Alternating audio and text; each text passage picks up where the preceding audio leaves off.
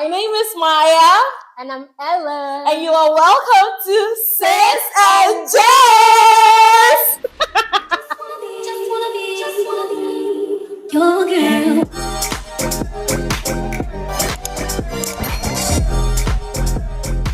Today we are trying something different. This is actually going to be something we plan on doing a lot. Yeah, it's basically going to be like a podcast show, and it's going to be seasonal. So this is a pilot for season 1. Yeah. So the guest, she's not even a guest, she's my co-host, because I'll be doing this with her regularly.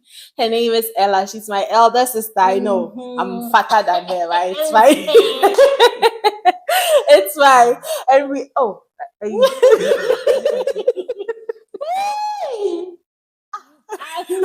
and we'll be talking about our life.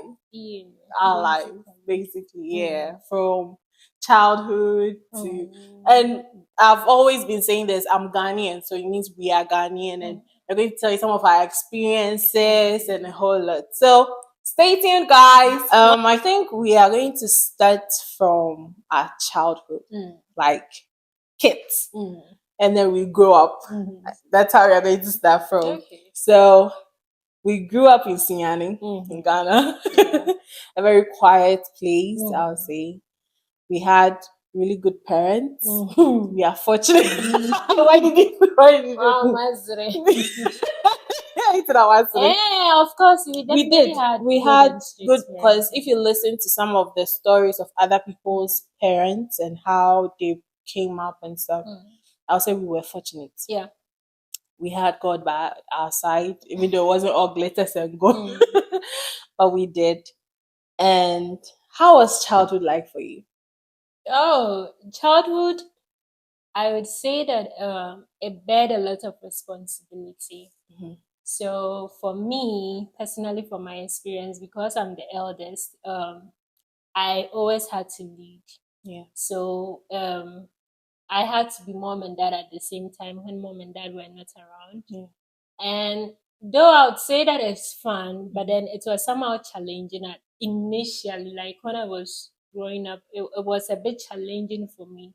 And then when I had to sacrifice a lot to give my stuff to you, or maybe give it to I knew you were going to say this. I don't know why, but I knew. I'll give my stuff to Nana. Then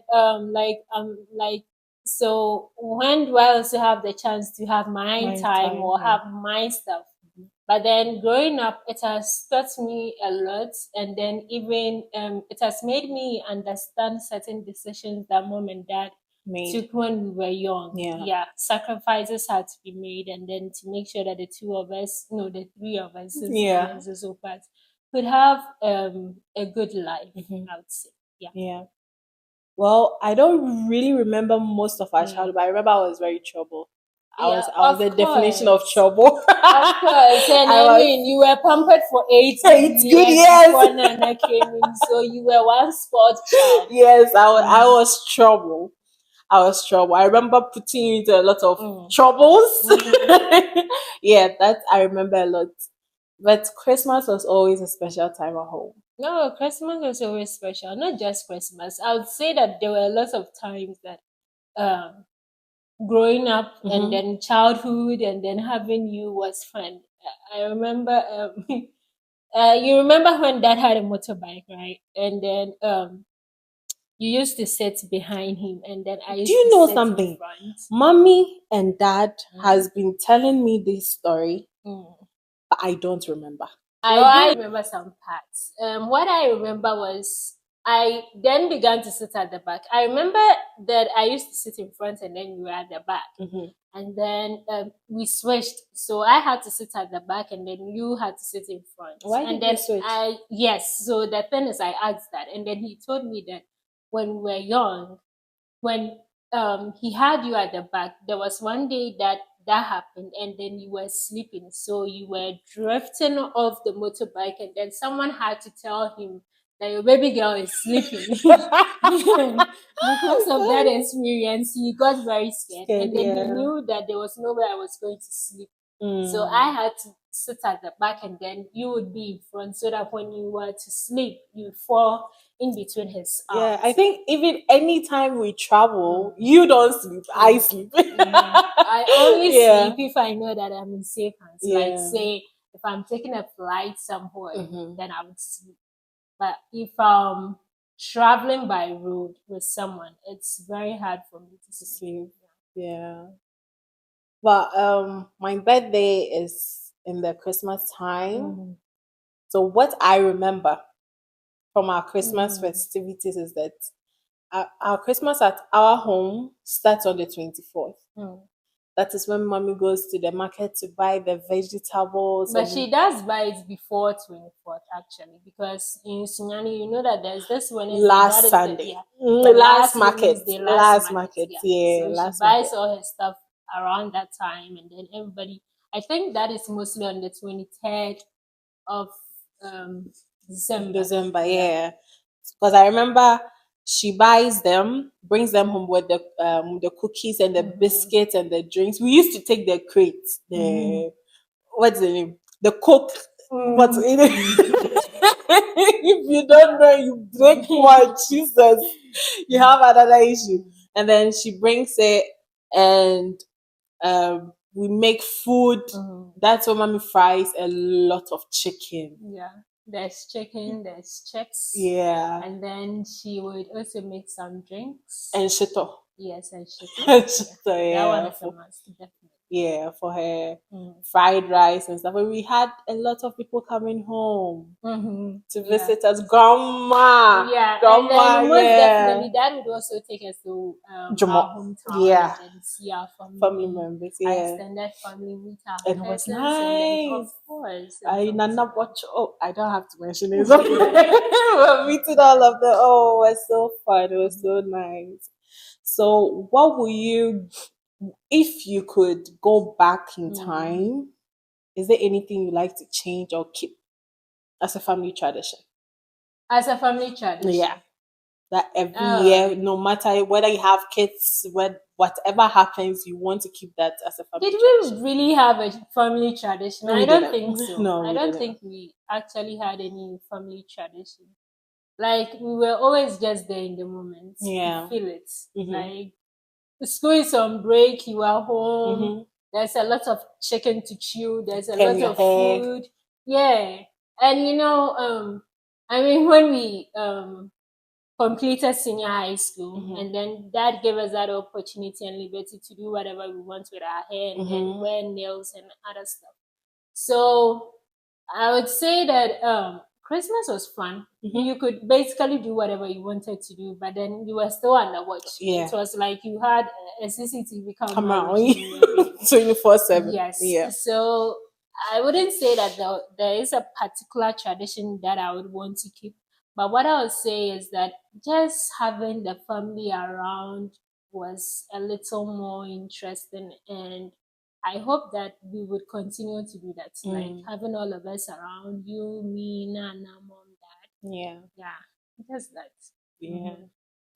And it was also the time that we could we love old time songs. So speakers would be on, Daddy always has this speaker that I don't know. It's like every time he always has this kind of speaker. Because I remember when we were kids, it was just the small ones, and right now we have a very big one. Yeah.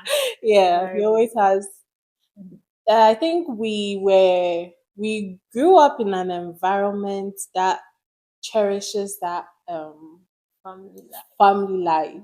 Like daddy was always strong on family, try to keep us to still be in touch with our cousins and be like, oh, have you called her? Have you checked? Are you help? Yeah. Daddy is more of a family man. Mommy is also into family, but mommy grew up as an only child, and we know her struggle, so she doesn't really go to family and like daddy how, also had a lot of siblings. Yeah, so, so that's the difference. Yeah, that's unlike really, mom, that was the only child. Daddy had a lot of siblings. Yeah. So, yeah. How did you experience love as a child? Love? Yes. What kind of love? Like, love.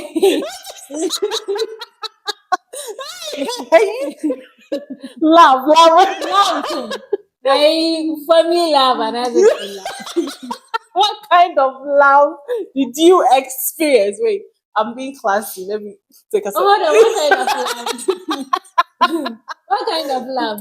Oh, Family love. what kind of love did you experience when you were What a kind kid? family love there? It's a family love there, normal love, like tough love. You know, daddy has that kind of tough love, soft love thing. He's tough because we're all girls. Yeah. But then when we grew up, we realized that it was very necessary. I think every family needs a dad. Yeah.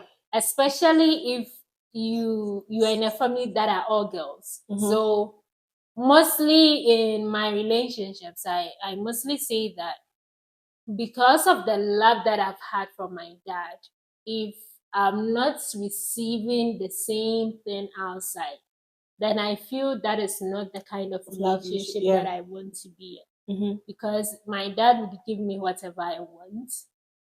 It doesn't mean I expect anything from my man or my boyfriend or anything.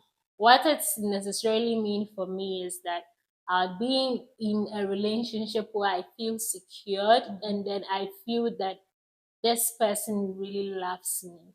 If my dad is not around, this person would be able to make that kind of sacrifices that my dad made for me. So yeah, that's the family love that I'm talking about. If you are talking about growing up, falling in love. Oh no, not that. Like okay. we are basically talking about when we're kids. Okay, so like when we're babies. Yeah, it was basically tough love. And why I'm saying that every family deserves a dad in their home is also because you see, moms are very sweet, and there are certain times that they will let certain things go. Yeah. But if there's a dad at home, he makes sure that the discipline is still there. Yeah. So, what of you? Oh yeah, basically that's. Oh, they love me, the you can't tell me say we experience love for 8 solid years. No way. No. When dad or mom buys anything, or if it's just one and they're like, oh, give it to your little sister, give it to mommy, give it to my and then you just have to give it to her because you need to play the big sister role. Big sister, up to date, I'm still playing that role. You never retire. I never retire. I just want to retire and then be on my own and enjoy my own money and enjoy my own clothes. But wait, shoes, bags, earrings. You're going to make our viewers confused. How can I fit into your clothes, Ella? But you see, when you were gaining weight gradually, there were certain clothes that were how do we call it? Stretchy. Yeah. Yes. And I remember that there was tiger one. I wore that dress everywhere. Guys, if I find a picture of that dress, I will put it. No matter where I keep it, you would find a way to find it and then wear it. But sister, and now what is even happening with Nana is that because I'm no longer in Ghana, she wears them and takes a picture. She's going. Send it to you. Yeah. It's fun to see her in them. I mean, it brings up memories. Like, it just makes me laugh. Like, Mamia has done it. Yeah. So you're also going to do it. Yes. Yeah. But even then with my wigs. Yeah. And then my bags. Yes. Your bags and your wigs. I say now your shoe, your leg will not fit in your shoe. So you can't take my shoe. Yeah. With the wigs and bags, I'll say yes. I was that one. I will acknowledge that I was. But that it was fun. It was really fun growing up with you because it felt like no matter what, I had someone to lean to. I had someone to go to. And that person not being my parents. That person being somebody close to my age who understands me and understands the stage that we are in. So it was very, very, very, I would say it was very good having it was very good having you by my side. And I smile the most and the brightest when I'm with you. I wouldn't lie. Because and I'm being scolded more when I'm with you. So it makes me feel like even though we are thousands of miles away from home, I still have home here. I still have my sister here. So that's really it's really nice. It's really nice having a sister. Oh my god. Oh my god. That's really nice. Okay. So my next question. Did you hate me as a child? Oh yes. Yes. Why? Yes, because one, we were very close. Yeah. You see, the age difference between the two of us is just a year and then some couple of months. Yeah, it's not that much. Yeah, it's not that much. So there was that kind of sibling rivalry. Like twins thing. Sibling rivalry. Yeah. And not hate, but I did hate you in a sense that like I felt I didn't understand then why I had to give you everything. Yeah. Give your sister this, oh let her have it, oh let her be, oh give this to her. And I'm like, okay, I'm here. What don't about I also you? deserve to have anything? But then like I said, when I grew up I got to understand it more. And then I still feel like mommy. You see, I still feel I need to provide for you guys, even if it's at the expense of me not having anything. Yeah. But now, like I said, it's cool. That was then. And I think every sibling goes through that kind of phase. And then when you grow up, you just grow out of it and you talk about it and then you laugh. So yeah, nothing really particular. You remember when I was in class 5, you came to my class. There's a time that we were in class 5 and then capital, right? And then you came to my class. You were in class 4. And then you came to my class. And I don't know what happened, but you wanted to fight. And I was like, girl, you beat you. Hey, guys, I let had me to look show at our 2 cameras. She beat me. This lady. I had to let you know that I was still there. Oh, So, she beat. I couldn't even tell my parents what happened because she beat me. Well, it's normal.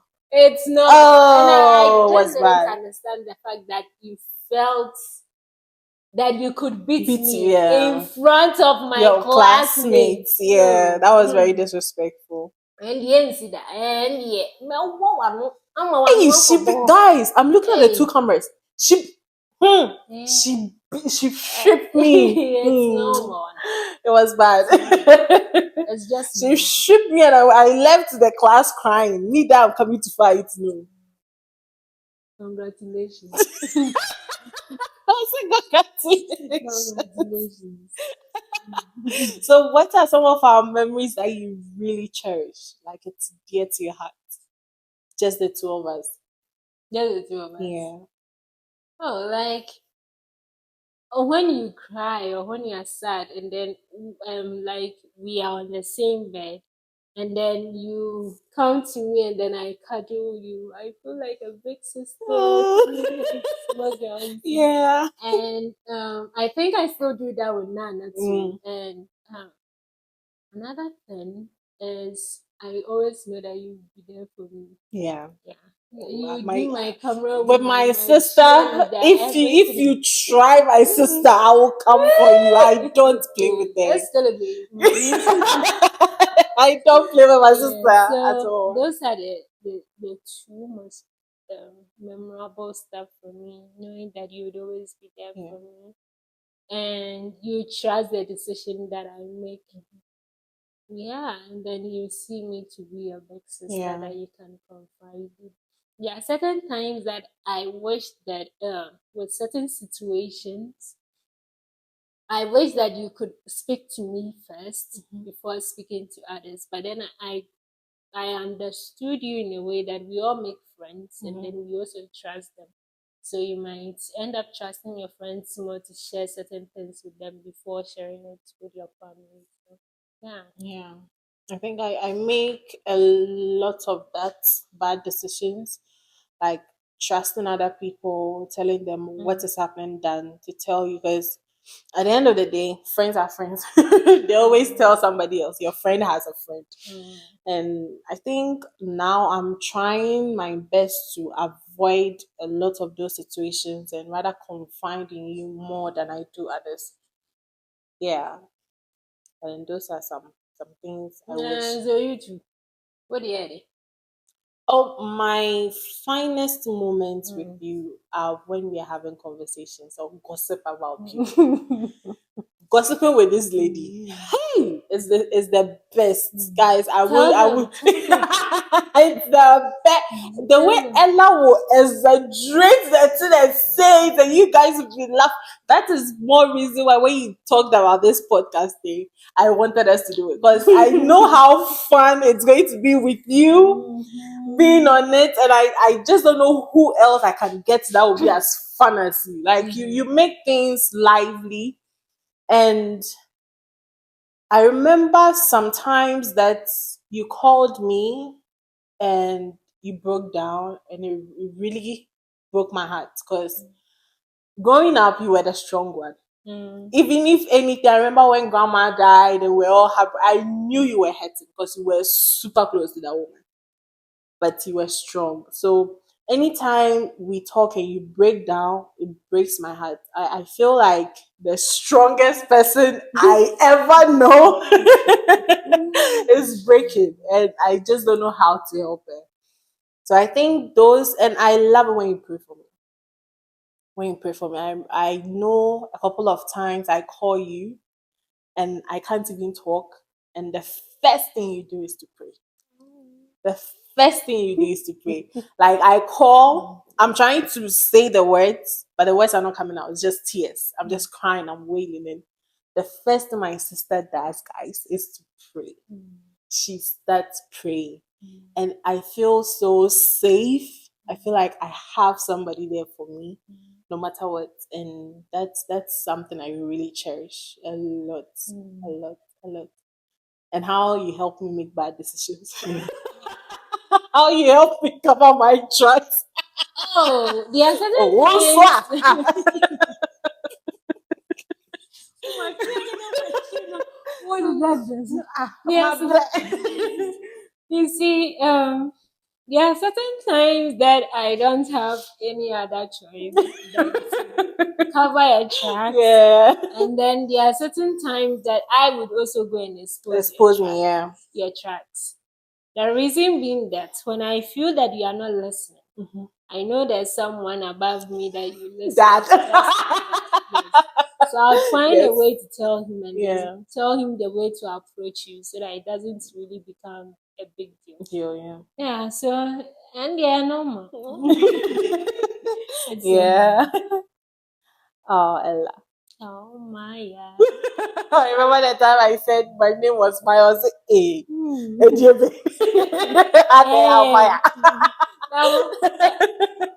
I'm trying to even remember some of your nicknames. Hey, nicknames, guys, I had a lot. Me, I don't even remember most of it. I But I had a don't lot. remember now. I had a lot to the extent that somewhere, even my Facebook names.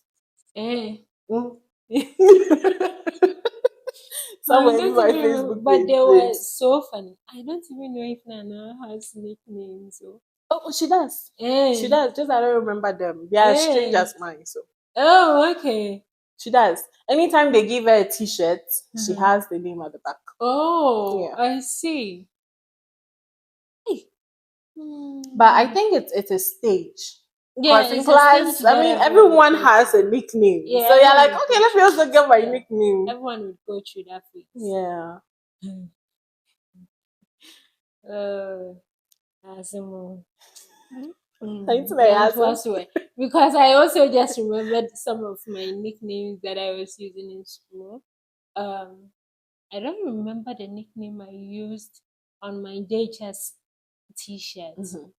But I remember that in SHS I was using Adozi. I don't know if that was the same name that I was using in JHS, but well, I don't even use it anymore. I think you still have a nickname, Noella. No, it's not my nickname. It's my It's your name. name. Ah, yeah, it's your my name, name. but I don't really have a nickname. I no. don't think so. And growing up to you, you have been more of the friendliest. Yeah. I would say that I'm more reserved, Mhm. and then I love to study people from afar, Yeah. and then see if our connection is going to match. So if I would say, yeah, even for senior high school, I was no, for junior high school, my friends were Anas and Vera, Mhm. and then when I came to senior high school, it was Clara, Claudia, Catherine, and then Audrey. And then when I went to the university, it was just Mercy. Mhm. And when I started my masters, I don't even have friends. My friend is just Mercy at home. Anything, I'll just call her, and then the two of us will just. So I think that for me, making friends is quite hard, but it's easy for me to bond with guys more. Mhm. I also feel it would also be because we don't have a brother. Mm. So it's easy for me to click with guys and then mingle and then talk to them easily Mhm. than females, I would say. Mm. Yeah. Me, I'm the friendly type, and that has landed me in a lot of trouble. It has. It has. I remember some of the friendships I had that I thought it was going to be something big, something great that ended badly. It happens. Yeah. And I'm like, let's move on. But then that doesn't stop me from approaching people or getting to know people. Because Yeah. one thing I believe in is even if they are not your friends, it's good to have good company. Let me put it that way. It's good to have good company because right now, since I came here, I would say I've made a bunch of friends that I know that if I need any form of information, I can go to them and then they'll help me because they know I'm in their close circle. Yeah, so I think that it helps me in some cases, like most cases, it helps me. But in other cases, it ends badly, and I'm like, okay, let's move on. Let's just move on. Yeah, and then that doesn't mean you shouldn't have friends, guys. You can have, but just be careful who you allow into your circle, because a lot of things can go wrong. A lot of things can go wrong. Experience Exactly. Experience is is the talking. best Teacher, teacher. you should listen. Yeah. Well, yeah. So, like I said, even in uni, I didn't have a lot of friends. I was also studying architecture, and then architecture would not give me Very that stressful. chance to go and then be friendly everyone Yeah. and meeting everyone. So, mostly for me, if you don't see me in class, I'm in my room. If you don't see me in my room, you see me in message room. So, message room, class, my room, or church. Yeah. And that was basically Well, just in it. university, if you don't see me in my room, I'm either with Nancy or Anita. God. Or other places. Like, I like where? Or other places. Like where? Like where's the I don't call them devotion. Oh my God. So how has your experience here been so far? Here. Guys, let me just say this. If you are coming to the US and you don't have money, don't come. I beg you. If you are coming to the US to study as an F1 student and you are not coming as a married person or you are not coming to stay with family and you are coming to do everything yourself, guys, don't come. It's good to I come would though. say that come because It's good to come because the opportunities here are good. Trust me. life would be tough. Life would show you shaking. Oh, I was even crying recently. Oh, you see, Recently, I was crying. I think traveling outside Ghana to go to school and then fend for yourself will let you grow. Mm-hmm. It makes you grow. It makes you reason. It makes you plan ahead and then save money for other stuff. Because back in Ghana, you know that you can easily call your parents and then they would They'll send send you you something, money. and Yeah. you know that when you are here, you can't easily call them for them to send you anything, and you are basically on your own. If you don't have a good support system, then Yeah. it becomes hard. But then if you have a very good support system, then it becomes okay. Oh, my boys were also my supportive system. Ernest, Smart, Rudy, Jeffrey, Precious. Yeah, they were basically my support system. Because you know how guys are. Yeah. Like Once you they can they go in like there and you, yeah, like then yes.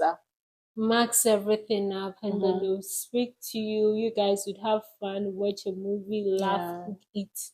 For them, the most important thing is that you cook. They would give you the money and then you cook. Yeah. You'd be in their company and then you would enjoy it. There are certain times that they would also scold you. Why I like them is mostly because if you are going wayward, they will draw your attention to it. Like, Ella, hey, Don't do when that. you then your mind starts to reset. Mm-hmm. Then you think about it. Those are the kinds of friends that I like. Those that would be able to tell you something right in front of you and not behind you. Mm-hmm. I mean, those that are blunt, because I'm a very, very blunt person. If I Mm-hmm. don't like it, I don't like it. If I like it, I like it. Mm-hmm. So having friends like that has also really helped me. Mercy is also like that. If it's no good, she will tell you it's no good. If it's good, she will tell you it's good. Yeah. So that's just it. Life in the US is stressful. It I is wouldn't lie. stressful. It is stressful. It's very stressful because if you come here, if you are here on a work visa, it's good because at least you're going to work. You have they've given you the permission to work, and then you can maneuver your ways around it. Or if you are coming here as how do I call it? I think one of the most I've been saying this, being an F1 student here in the US is one of the stressful things because you are being limited to school only. And if you're not here for school, then it means you have to go back.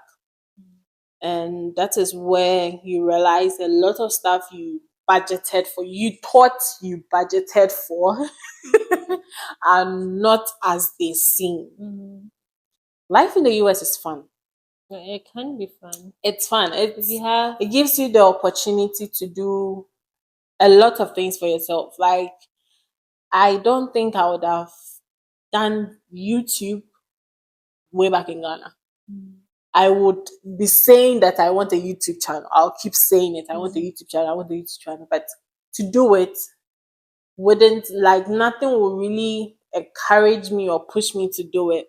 But then coming here, seeing how life is, there are a lot of opportunities here, a lot of things you can do to survive here. But staying, I think one of the biggest things that really like international students really faces the loneliness. It gets lonely at a point. I have friends. My sister will even I have friends. But when it gets to these seasons, like the festive seasons, they are all with their family. No, like even though they are with their family, they will call you when they think they need you. If not, you are on your own. Except a few like Aliyah like this that comes out. Except a few that are willing to spend time with you. But then I also understand them. Why would you want to spend time with a stranger than with your family? I wouldn't have done that back home. Yeah. So loneliness is a very big aspect when it comes to here. Money is a big aspect when it comes. It's not easy to make money. It's easy to make money by because you don't have the permission to work. You can't make that money. You can't make that money. So money is very hard to come by. And imagine, I think right now it's a dollar is like 14 I cedis. think it's 14 cities. 14 cedis. 56 pesos, if I'm not wrong. Yeah. So imagine your parents paying your fees, like over 5,000, 2,000, 3,000. Some people even go ahead to pay like 10,000 in a year. US dollars. So yeah, Ghana cedis. Now I can say Ghana cedis.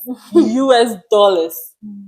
Multiply that by 14 or let's say 15 and see the amount of money they are bringing to you. Yeah. So you think about all those days and so then you have to really study hard so they can complete with good grades, so they can get a good job and work and stuff. So it's very stressful, but it's fun. It's fun. You should all experience it. I think it will make a lot of us cherish life, like as I am cherishing life and money. Because by 10 days, I spend money anyhow. I used to call her like, Ella, Mommy, $10 spent, $20 spent, and before you can get that money here, that's like an hour to working for an hour too to get like $10, like working for an hour. So you imagine working for an hour, sitting, typing, doing whatever you have to do for an hour before you can get that money. It depends on the kind of yeah.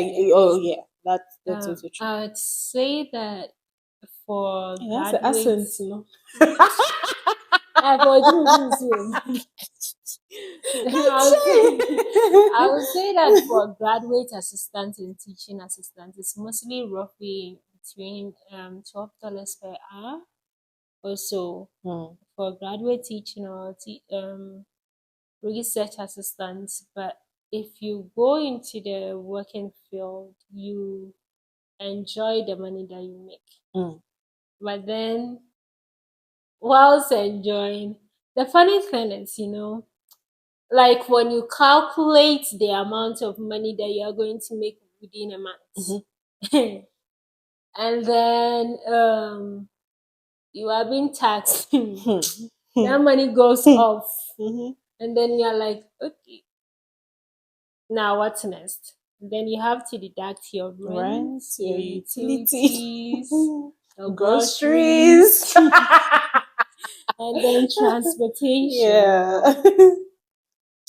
And it's actually a good thing that in the United States, having a car is no more like a luxurious thing. Yeah. It becomes more of a necessity because you need to move from one place to the another. other. Yeah. And then it becomes way cheaper when you have a car because if you fill your car, I heard it's around I think it's $30. It depends on the car actually. Yes. Some cars take $20 Others take and 30. And then just imagine that if you order for Uber and then you're going to a place and you have to pay about 15, $10, $12, and then and it you even have has a car, the it most makes it annoying way part is the easier. points. Something that's always And then some cents. yes, the points. Something that is there, you know. That's oh god.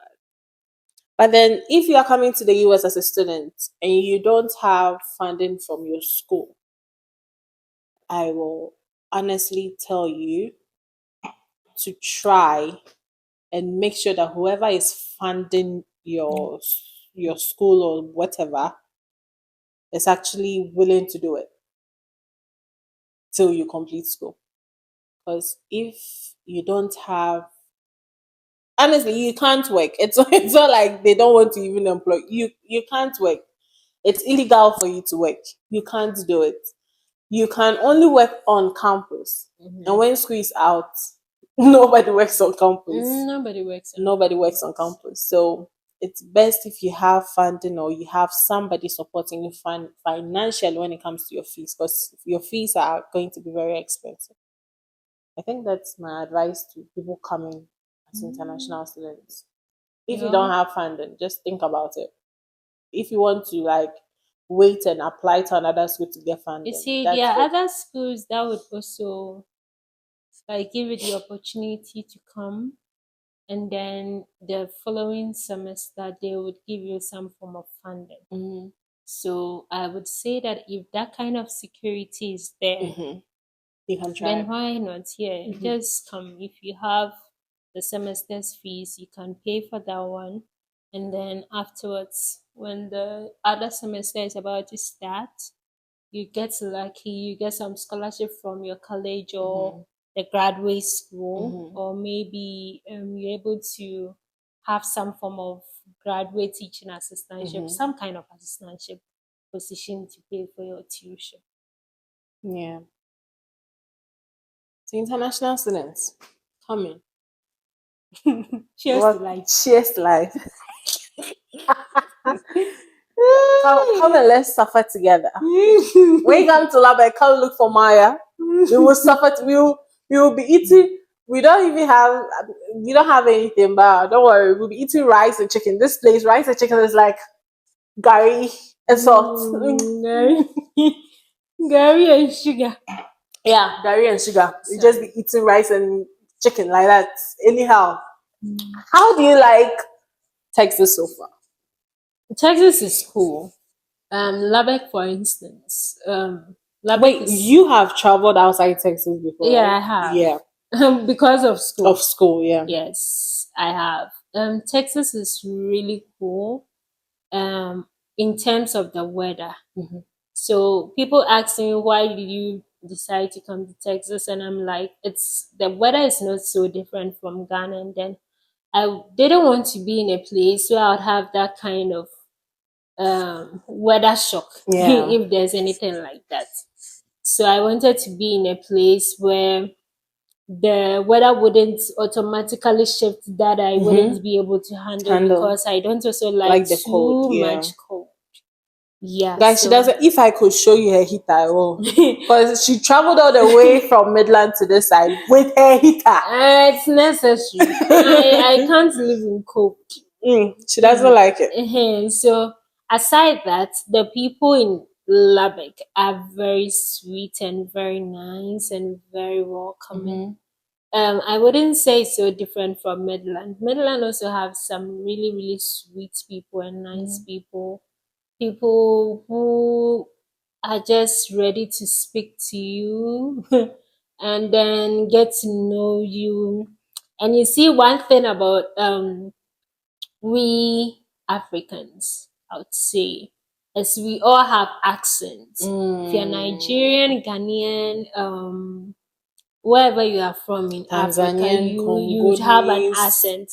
So once you sit in an Uber or left and then you are going to work or you are going to school or you are going anywhere and then they ask you, hey, what's up? What are you doing? And then you begin to talk and then you're like, oh, that's an accent. Where are you from? And then you tell them, oh, I'm from Ghana. And they're like, oh, okay. So you traveled all the way from Ghana to come to the United States. And you're like, yeah. And they would ask you, so what do you do? Then you tell them, for me, architectural design professional. And you're like, ooh, you are smart then. And I'm like, yeah. I'm smart. Yeah, I'm a smart person. So yes. So we all have accents, and that's the first thing that you're going to realize about you when you speak. So you speak and then you're like, oh, you have an accent. So you make it. It's an accent. When people act movies, they pick an accent. And then they pick an accent because they want people to relate to it. The Ghanaian accent is nice. Very. It's so nice. So why shy away from it? If you can pick the US accent, fine. If you can't pick it and you keep your Ghanaian accent, fine. I mean, it's English, so they would understand. Yeah. It's funny how people think we don't speak English in Ghana, but English is like is it a second language or something? Because it's our first language. National language. We speak English. Ghana speak English aside your local dialect, depending on the kind of tribe. There are even people in Ghana who doesn't even know how to speak our local dialect, but they know how to speak English. Yeah. Yes. So almost everybody speaks English. And I know that other African countries also have the same thing. There are people who don't know how to speak their countries like local dialects, but then they can speak English really good, write it, pronounce it really well. Yeah. What's sad? Yeah, I'm going to from.